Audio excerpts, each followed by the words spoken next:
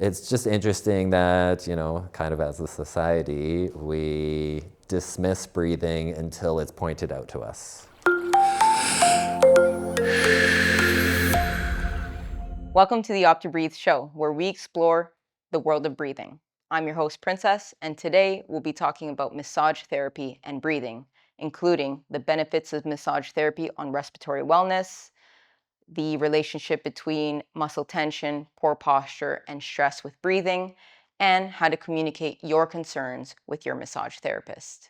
Joining us today is Spencer Hoehn, a registered massage therapist out of MVMT Lab here in Vancouver, Canada. MVMT Lab is a sports performance clinic where high-level athlete practitioners treat athletes of all levels through sensory motor reprogramming. I would like to take a moment to thank MVMT Lab for allowing us to use this beautiful space here in Gastown location. I would also like to thank Spencer for being here today. I'm excited to have you, and I would love to share all your insights with our listeners. Can you just start off by telling us a little bit about yourself and your journey on becoming a registered massage therapist? Thanks for having me, Princess. My journey as a massage therapist started a long time ago, and it was a culmination of kind of multiple events um, leading me to a space where people could heal others, and it was calm and quiet, but involved movement, and it took into account their emotional well-being and kind of all the factors that could help heal a body. So for me, I was a university volleyball player, and I was quite injured. And near the end of that career, I had the choice to play volleyball in Europe or move to Vancouver and do something else with my life. And through those injuries, I had a lot of help from practitioners, including massage therapists. And for some reason, my therapy sessions with them always stood out because of the safe space, the amount of attunement to one's body, the physical nature, the emotional nature of the career. It all stood out to me. So when I came to Vancouver, over time, I started kind of figuring out what I wanted to do with my life, and that led me to massage therapy. It was through those injuries through sport and that sort of struggle as an athlete that I developed a connection to massage, and It's that's amazing. kind of it, yeah. Yeah, that's amazing. I like that story. And so we all know we're here for about breathing in specific. And I know that you don't really take on massage therapy as your typical massage therapist. So can you tell us a little bit about how you approach massage therapy? Because I know you've mentioned to me that you're not really the average Joe there. Yeah, I try not to be.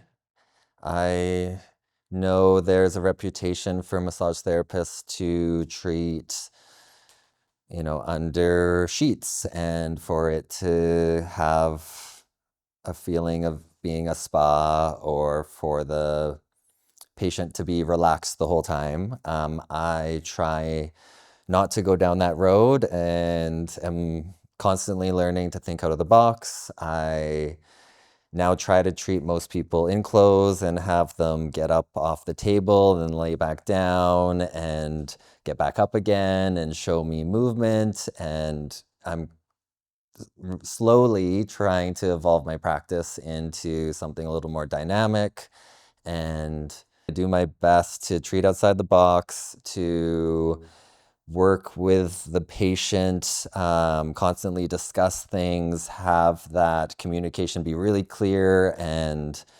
ideally form some sort of relationship with them where they feel comfortable showing me things, telling me things, and all of the above. Yeah, that's amazing. Yeah, and that's why I wanted you to be in this interview today.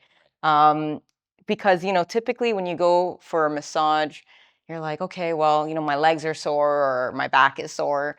And what I found with you was, we got to massage a little bit of the breathing muscles, which I never actually thought it was possible. So, can you tell me a little bit about, the possibilities of getting into the respiratory muscles? Which muscles do you typically focus on? So I guess everyone knows Princess is a respiratory therapist, so it was easy to go that direction with you specifically. But in general, most people need help with breathing. Most people breathe too shallow, or they believe they breathe incorrectly. There's nervousness around it. So like what kind of muscles can you actually get into massaging? Because some, respiratory muscles are a little deeper than others. What are ones that you can actually reach? Can you actually get into the diaphragm? Can you get into the intercostal muscles? And would it make a difference with the way someone can breathe? Yes, so I would say indirectly, every muscle can be involved in breathing pretty much. You can really stretch it out. The intercostals are a big one. The diaphragm is a big one. Pecs are huge. Your abdomen, rectus abdominis, obliques, some of your neck muscles are all big muscles that attach to the ribs directly.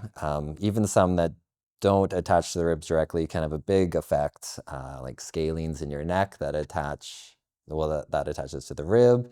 Sternocleidomastoid attaches to your sternum and clavicle, which work in conjunction with your ribs when breathing. And the list goes on. And the list goes on and on. Yeah, I would say for me, intercostals are one that I love to work on, and pecs are one that a lot of people need to have work on because we use our arms so much and our chest so much. And with working these days and desks and posture and all that stuff, it tends to be a theme of treatments. But for everyone, eventually we'll get to some breathing muscles if they see me long enough. When people are tense and they have that stress response, then they can really start to use the scalenes that you've mentioned, right? The like the muscles up all around here, and start to breathe more vertically. Uh, so can you go into detail on how massage therapy can contribute to our overall respiratory well-being? Yeah, I think it can contribute in a lot of ways. With our mental well-being, breathing is used to calm the nervous system, as you know through your work.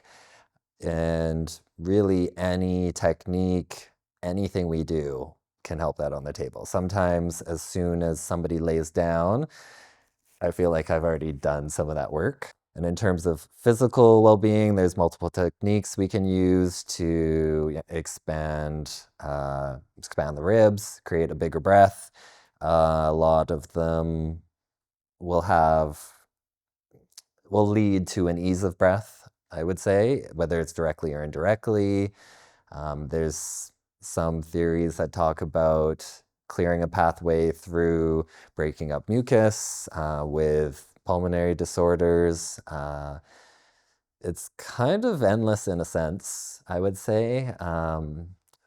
But the biggest one would be that nervous system switching them from that sort of injured, believing they're in pain state to a calm state that responds to treatment.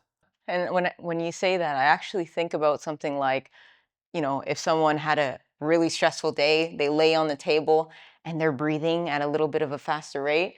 Do you ever experience putting your hands on them and then all of a sudden their breathing kind of slows down as you're going through like the massage session? Yeah, definitely. I feel like that happens a lot. Sometimes it will take them a few bigger breaths to get into that state. There's always a little bit, or usually a little bit of nervousness there, or sort of that big breath to let go of what's happened in their day or kind of accept the fact that they're in this, non-ideal, painful state. A lot of times turning them into that state can actually create a bit of an emotional response. So you have to be ready for that as a therapist.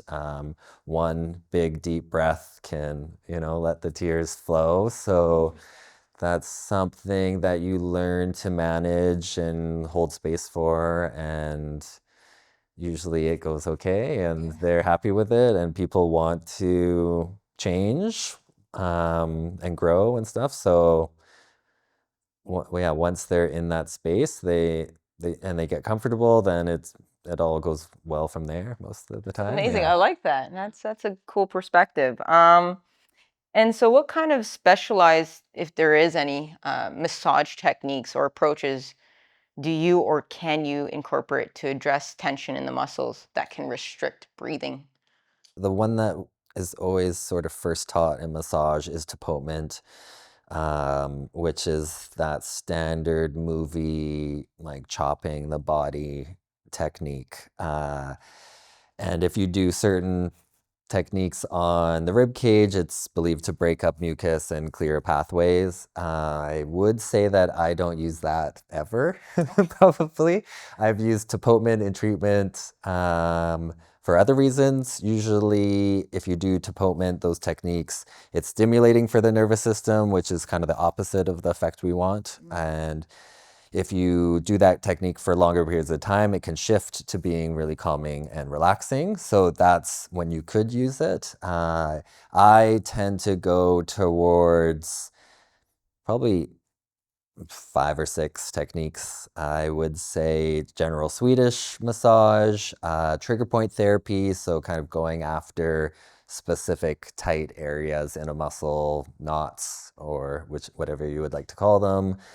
Myofascial work, which is moving, playing around with that outer layer of tissue surrounding structures and muscles. I like to do rib mobilizations. So for those techniques, getting semi-aggressive and getting the client to breathe really big and moving their ribs or whichever structure it is in the body, like moving it around and trying to create some sort of bounce in the rib. Do you do that when they're breathing in or when they're breathing out? Yeah, usually I would time it with breath, maybe a big breath in, and then they do a big exhale, and I start to move their ribs. Sometimes, if the client isn't comfortable with breathing or they're new to massage, I might ignore the breathing because I just want to move their ribs. So it kind of can depend. And then the other thing I would add to that would be movement, more exercise-based stuff, maybe getting the client to sit up, and I think I've done this with you, like rotate their spine with them, getting some muscle activation going, and seeing if we can get the rib cage moving in all the directions as much as possible, create space, and allow the lungs to expand. Okay. Okay. And would you say that the rib cage is like the most important part? Because you've mentioned the rib cage so many times, and like everything that I've looked into, like the diaphragm is very well mentioned. Um, so, do you focus more on the rib cage, or do you focus equally on the diaphragm? Yeah, I would say I tend to go towards the rib cage more. I I treat the diaphragm a little bit. It's not the most reachable structure with hands, but you can kind of hit some parts of it and indirectly create some space for the diaphragm to move. But yeah, I like the rib cage. You can hit it from all sides of the body. There's so many things attached to it. There's a lot of potential for a rib cage to expand. And it is also something as a therapist that you can measure. You can use tape to wrap around the body and see if you can create a change, even through hands or just through visualization. You can kind of see it. Yeah. So that's a little bit better feedback for me than hoping the diaphragm is moving more. So I don't know. Maybe one day there will be some tools to look at the diaphragm and its expansion. Yeah, I mean, there's like the ultrasounds, but that's gonna be a little bit too extensive. All right. The way a person is breathing can tell us a lot about their physical health and their mental well-being. What are some reasons why a massage therapist would observe a client's breathing during the session? Yeah, there's also a few answers for that. I would tie this back to all the other things I said and just look at their nervous system and stress and see if that can be shifted to a place where their body can respond to treatment. So that's kind of number one across the board. If you're seeing an athlete or somebody who's just had surgery, that's always a thing. Then you're looking at pain. Sometimes when you do more painful techniques, you'll hear their breath change instantly. They will hold their breath or yeah, and that's most people. And they will take big breaths.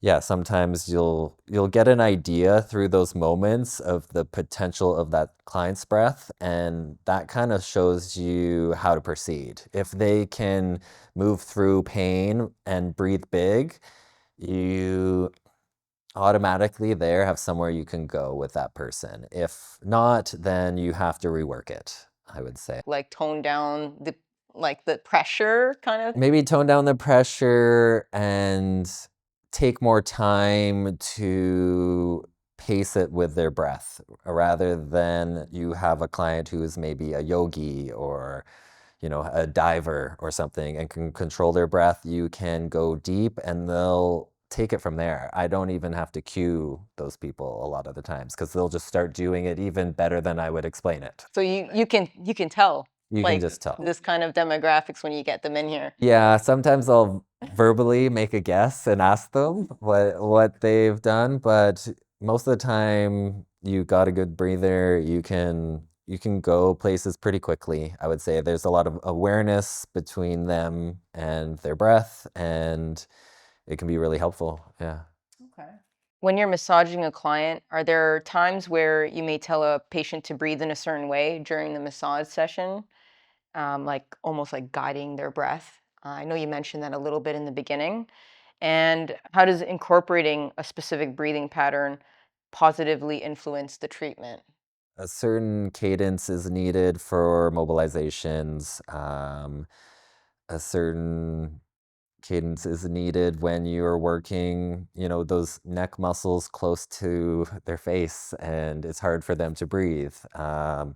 When you are working muscles not in muscles indirectly related to breathing, for example, the psoas deep in the abdomen, they have to control their breath. Sometimes people will laugh because you go into these funny places and it makes it a bit tricky, so you always have to reroute. You're talking about like getting deeper into certain areas. You need them to breathe so that you can kind of reach into. Reach in, but maybe sometimes not breathe too big because they can push me out. In that case, the psoas is deep in the abdomen. If they take a big breath in, they're pushing me out. So it's sometimes about where they breathe. That might be the bottom part of their breath, like a lot of exhales, just to allow me to go in there. So it kind of changes. I think there's sort of this generalization that we want somebody to breathe beautifully for an hour, and it's going to be a steady pace that translates into life. But that's not the case. And it doesn't really work for most people because of the variations in how people breathe. So, yeah, sometimes it's to get into a spot. Sometimes it's because, they want to be an athlete or do something and breathe a different way. So you need variation and to be open to yeah, what they're asking for, basically. Okay. And I know you say you do a lot of exhales. Is it because during an inhale, like everything's pretty much contracting, right? And so with the exhale, then you have that relaxation of the muscles and kind of lets you, I don't know, get a little bit more on the surface of the muscle. Inhales tend to be a little more tense, and then exhales, yeah, things are a bit softer, especially with longer exhales. So if sometimes you can prolong that exhale and they have that control, you can go deeper, you can get more places. They'll more likely have an an ability to soften, to have their muscles respond to your touch. So yeah, it's not always a straight up answer, but I would say in general, that's kind of the direction. Okay. The exhalation, the exhalation is the key. Are there specific populations or individuals that would particularly benefit from massage therapy for their breathing?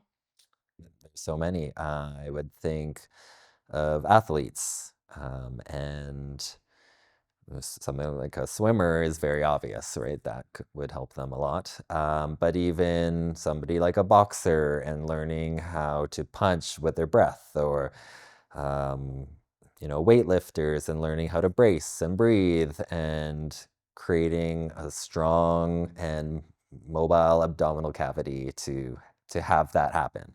Then I would think about stress. So you could look at nurses and doctors and mothers and anyone who would have high stress levels, pretty much everyone, I would say, anyone in the big business, finance world or something like that.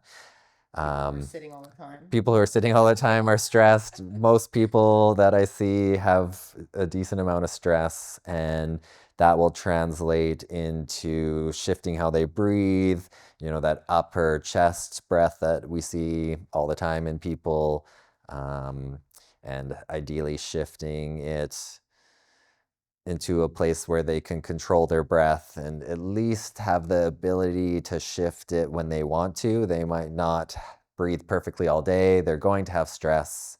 That's a given. But teaching people how to breathe into all parts, the side of their torso, their abdomen, their chest, and seeing if they can develop control.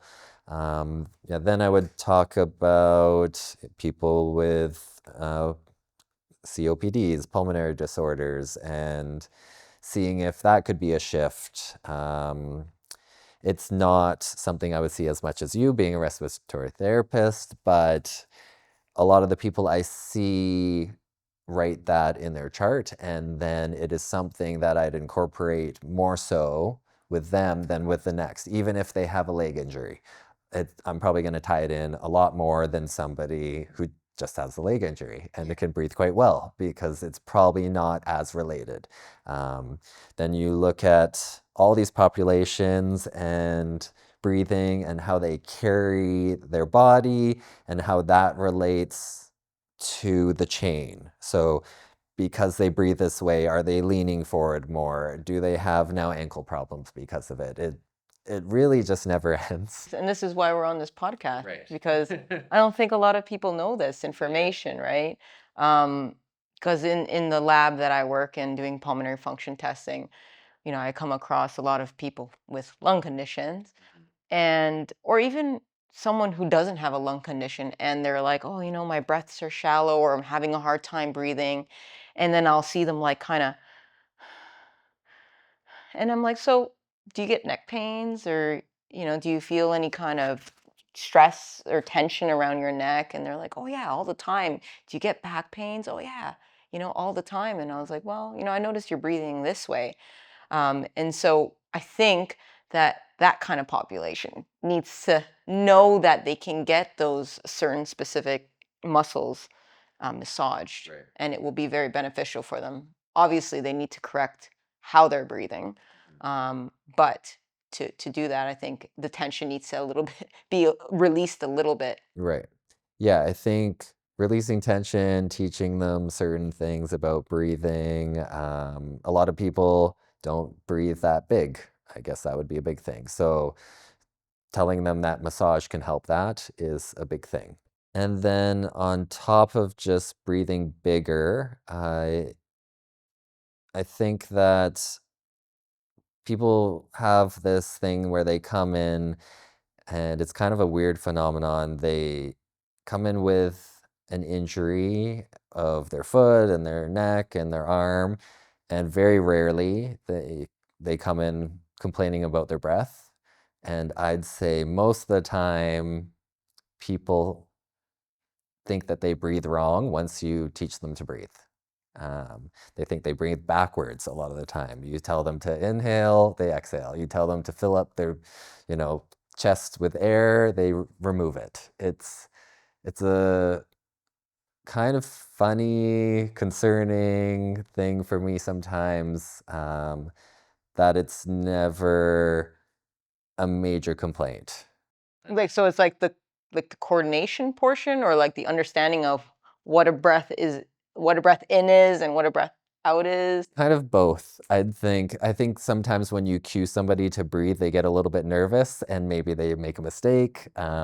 Sometimes the coordination is lacking. You say, empty your belly, and they fill it up. And then so you have to really start from square one with some people, and they come in with that tight quad or something, and if you treat them enough, sometimes you'll end up at that breathing, and that needs to almost be settled and worked on before a lot of people can get rid of injuries. It's kind of puts them in this stressful position when they do the activity. Say if it's the quad, they're a soccer player and they breathe poorly all day long, they're more likely to have tension in other body parts, especially the ones they use all the time. So it's just interesting that, kind of as a society, we dismiss breathing until it's pointed out to us. Yeah, no, I get that a lot. I get that a lot. Can you share a specific experience or moment when you used massage therapy to help someone with a condition that affected their breathing? How did you approach the session? What techniques did you use? And what were the outcomes for the client? Yeah, I have one example that I'm thinking of. I believe it was a mountain biking accident, and he punctured his lung and broke a rib or something like that. Um, you think I would remember that, but once you start treating, it's actually less important, and you just want to work on the things you're working on. Um, and I did a lot of work on his intercostals. It depended on when I saw him. So earlier on, it was super gentle work, and then it progressed to a bit deeper work. We ended up doing a lot of rib mobilizations, treating muscles in the surrounding area, finding trigger points that sort of responded to that injury as, compensation stuff, and treating those. And it was pretty quick. So he punctured his lung, and it was like a 1 or 2 week span, and he was sleeping really poorly. And after the first treatment with me, he sent me an email thanking me about and stating how he hasn't slept that well in 2 weeks. Was the lack of sleep because he wasn't breathing properly? Like, what were your findings before you started treating him, where you were like, okay, I need to do like rib mobs and, everything else that you've mentioned? Yeah, the first time he saw me, it was easy to tell he couldn't breathe. I didn't have to, and I couldn't really do tons of assessment because he was pretty sensitive. Like, it was very fresh, and he was still a bit afraid, I would say. I think I saw him for a month or two after that, and then we could actually see how big he breathed, and go a bit deeper. We talked about sleep from the get-go and positioning and all that, and seeing if we could put him in a position where he could breathe comfortably. So that also could have been a big factor, but I think for that one specifically, the hands-on work helped him, yeah, with sleep and throughout his day. He felt a big shift. So that one stood out to me. Another one would be a little more complicated condition called ankylosing spondylitis, which is an autoimmune condition, and it can have a big effect on your spine and the position of your rib cage, and it can restrict your breathing over time. It's a really scalable condition where some people are barely moving and some people are moving quite well. And through treatment around rib cage and the sternum, specifically in this case, using those myofascial techniques, some Swedish, rib mobilizations, a lot of deep breathing, like super, super deep breathing over and over throughout the whole treatment, which is a lot, like 45 minutes straight of deep breathing. Okay. And mixing that with pressure and pain and an autoimmune condition is not a super easy experience for the person. But the changes were pretty cool. We would measure before and after each treatment, the costal expansion. So the expansion around, yeah, the rib cage in certain points. And there would always be an improvement from the beginning to the end of the session, which I kind of expected. But then from the end of the session to the next session, there would be an improvement from then, and from the beginning of the previous session to that session. There was constant improvement every week. So it was pretty crazy to see that something like massage and breathing and exercises, there was a lot. Yeah.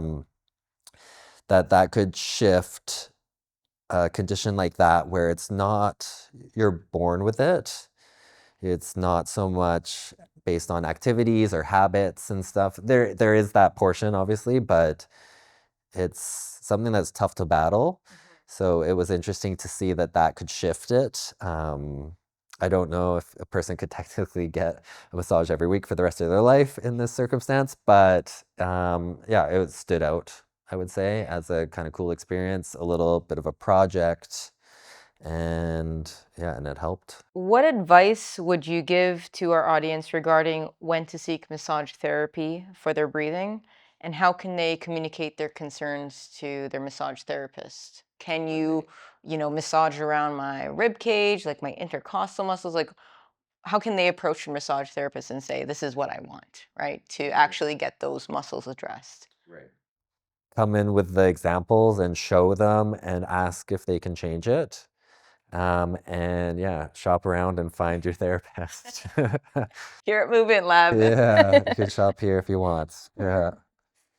Lastly, can you share with us any self-massage techniques or stretches that clients can do at home to improve their breathing? In general, self-massage is great. I'm pretty good at it. I think you can use your hands, or you could use a ball or whatever tool you have. They have some good tools that like hook into certain muscles. And I like to add movement. So I feel like a basic one would be really finding anywhere sensitive in a muscle, like a pec major, which is this big guy here, pec minor, which is a smaller muscle through here, finding a spot and adding movement, and just kind of feeling for where it's tight and doing this a bunch of times would be the simplest explanation. You could go into somewhere like scalenes, that's in the neck here.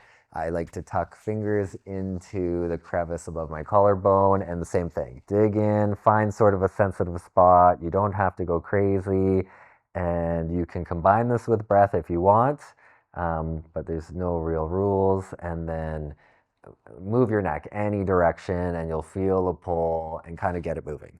So when you say you can use the breath, you can go underneath or on top of the collarbone, right? You're saying? Above the collarbone, tucking under for the scaling specifically. And then as you breathe in and then you breathe out, you can kind of push down on the exhalation. Yeah, there's no real rule, but I would say if you're gonna move, you would want to inhale and then exhale with the movement, inhale back. That's where I would go. But even if you did the opposite, that would translate. It depends on how comfortable you are with it, the depth of breath. If it restricts your breath, maybe that shifts or you shift your spot.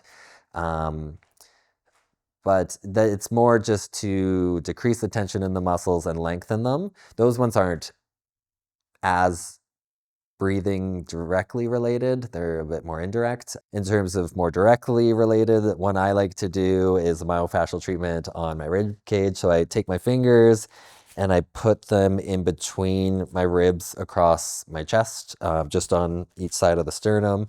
And I'll sink in and try to get to that layer just below the skin where the fascia is. And I sink in, and then I'll start to super gently pull apart And then from there, I'll add deep breathing and I'll just get that tissue moving.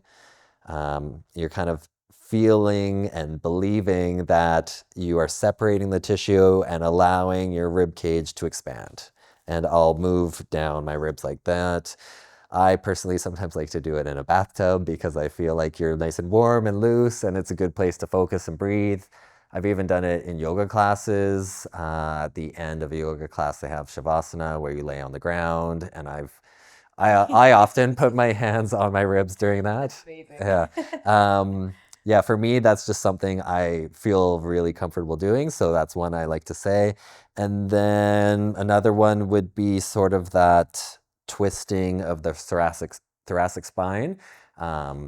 Whether it's seated rotations using your muscles to do the motion or passive rotations where you're maybe using your hand to press against the leg and do the rotation, and then combining that with big deep breathing. So every time you turn, you're exhaling. So inhale, exhale, and rotate. And then working on that rotation using muscles of your rib cage, obliques, to help your rib cage expand and that rotation at the same time. It's a very functional movement.